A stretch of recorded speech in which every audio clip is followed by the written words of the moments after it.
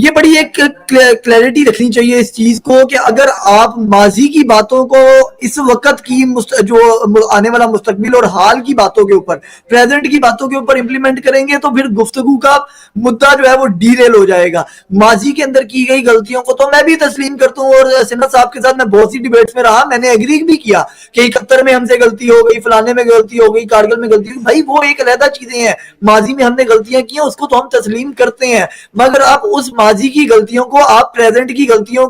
के सामने ला के पेश मत। इस वक्त अगर कुछ नहीं भी हो रहा तो आप माजी को लेके आके के जैश मोहम्मद थी, हाफिज सईद था, उसामा बिन लादेन था, फलाना था, फलाना था, फलाना था, भाई था, ठीक है, मान लिया, ओके हो गया, ठीक है। अब की पॉलिसी क्या है, अब के सबूत क्या? अब ये तो नहीं हो सकता कि पिछले 60 साल की गलतियों के नाम पर आप अगले 60 साल भी हमें ब्लेम करते रहे। अभी मौजूदा अगर आपके पास जो मुद्दा था, दाऊद इब्राहिम पाकिस्तान में कराची के हॉस्पिटल में मौजूद है, मैंने कहा कि भाई अगर ऐसा मौजूद है तो हमें बताएं कहां पर मौजूद है। ऐसा नहीं, मैं आपको बताता हूं, मैं आपको गारंटीड देता हूं, मैं आपको ऑनलाइन इस चैनल के वजारत से आप बट साहब डोजियर्स गए हैं। अजीम भाई देखिए, हाँ के सर बोल रहे थे, देखिए भट्ट साहब बड़ी अच्छी बातचीत हो रही है, सुने ना, सुने मेरी बात,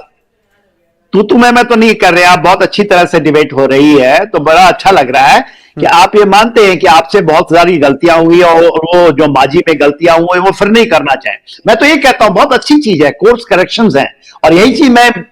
वही मैं अंडरस्कोर करना चाहता हूं रोहित जी, कि देखिए पाकिस्तान अपने को मेंड करना चाहता है और मेंड करें, भारत को कोई प्रॉब्लम नहीं है। रोहित जी आज कर रहे हैं तो हम तो ये नहीं कहते थे ना कि उसको जिंदा होना चाहिए, हम तो कहते हैं कि ठीक है वो मोस्ट वांटेड है, 9वां में 10वां चला गया। इसी तरह जितने लोग हैं यदि आप खुद खत्म करते हैं, क्योंकि ये नासूर बने हुए हैं और आपके लिए अच्छा है, यदि आप टेररिज्म के जो ग्लोबल लिस्ट में आपका सबसे ऊपर नाम है, the centre AP centre of terrorism in the world, उससे निजात पाना है तो ये करनी पड़ेंगे आप। और मैं आपको मुबारकबाद देता हूं, चाहे कोई हो, चाहे आपकी आर्मी हो या आपका विजन है, मगर हां इसमें सातिराना कुछ ना करें। भट्ट साहब क्या उसमें आप सातिराना कुछ करना चाहेंगे?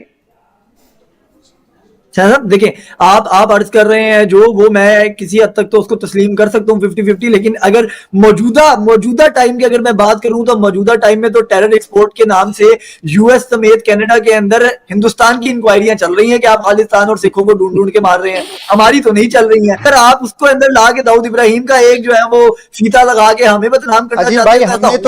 हमने तो हर बार मौका दिया ना,